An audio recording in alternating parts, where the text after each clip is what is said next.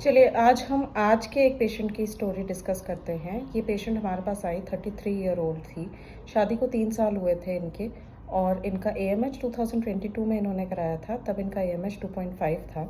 फिर ये naturally try करते रहे। मैंने इनसे पूछा कि क्या आपने कभी कोई कॉन्ट्रासेप्शन यूज़ किया है आपस में और या फिर कोई आपने ट्रीटमेंट लिया है, तो उन्होंने बोला कि हमने एक्टिवली ट्राई करना, ये सब कुछ सोचना, ये सब कुछ 1 साल से शुरू किया है, लेकिन इससे पहले हम कभी कॉन्ट्रासेप्शन यूज़ नहीं करते थे।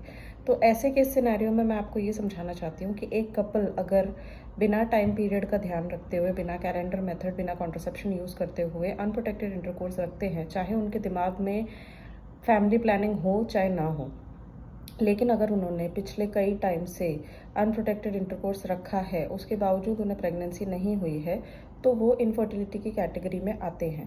बिकॉज नोइंगली अननोइंगली उन्होंने उस टाइम पीरियड में ज़रूर इंटरकोर्स किया होगा जब डेफिनेटली चांस बने होंगे प्रेगनेंसी के, लेकिन प्रेगनेंसी हुई नहीं है। आज की डेट में उनके साथ ये हुआ कि उनका जो AMH है 3 महीने पहले तक 0.8 आया था। हाँ, 33 एज में उनका AMH 0.8 आया था और आज 4 ओव्यूलेशन, इंडक्शन और फॉलिकुलर स्टडी के साथ नेचुरल ट्राई करने के बावजूद उनको कंसीव नहीं हुआ और फिर से उनका रिपीट सीमेन ये AMH कराने पे उनका जो AMH है 0.5 आया। ये एक ड्रॉप डाउन था एंड द पेशेंट फेल्ट कि ये एक अलार्म है and she came to us. I explained her that in spite of going with single cycle she would require egg pooling and then we would go for a transfer and she can also opt for PGS कि वो उसके साथ साथ अपने embryo को genetically check करवा के फिर अपने अंदर ट्रांसफ़र करवाए, जिससे कि चांसेस बढ़ सकते हैं। ऑल्दो उनकी एज इतनी नहीं थी बट देन शी ऑप्टेड।